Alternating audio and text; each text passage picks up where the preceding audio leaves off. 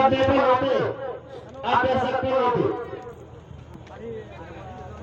आता सगळ्या सगळ्यांच्या अंमलबजावणी आचारसंहितेपर्यंत होत नाही। हे गाव खेड्यातल्यापासून माझ्या आणि माझ्या बाबांना सुद्धा कळतं।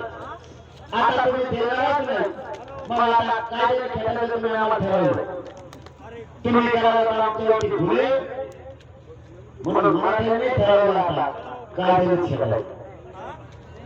आता सरळ माझं तुम्हाला एक म्हणणं आहे, राजकारण माझा मार्ग आहे, मला राजकारणाला वेळ नका। एक अगोदर पूर्ण ऐका, मग तुमच्याकडे सुद्धा येणार निर्णय घ्यायचे आणि समाज हरवायचा।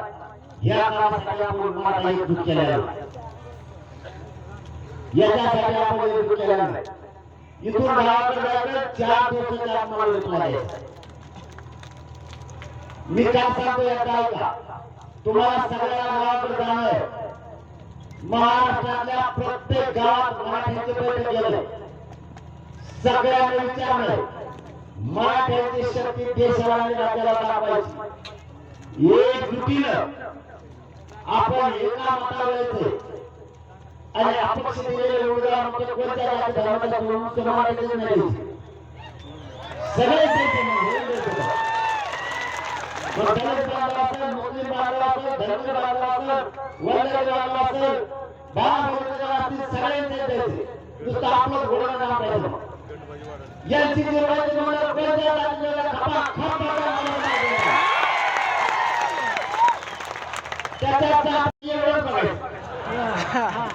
प्रजेला आपण आपला करायचं, त्याला काय नाही भयान सगळं आपलंच नसलं, त्याला ताकदीनं ताकद द्यायची। पण हे गावाकडे गेल्याशिवाय होणार। तुम्ही सगळ्यांनी गावाकडे जायचं, गावात बैठक विचारायचं, जातीच्या निवेदनाची शक्ती दाखवायची। ज्या दिवशी आपले गाव येतील त्या दिवशी तर सगळा समाज एकत्र येईल, सगळा समाज एकत्र येईल। हे मी तुम्हाला आजच त्या जातीचं मोठं आज त्या जातीचं खाली समाजाचं धर्माठ्याने अपक्ष म्हणून घेतला, ज्या जाती आता ताकदीने वाढायला तयार आहे आणि ज्या जाती वाढायला ताकदीचे ठिकाणच करतात।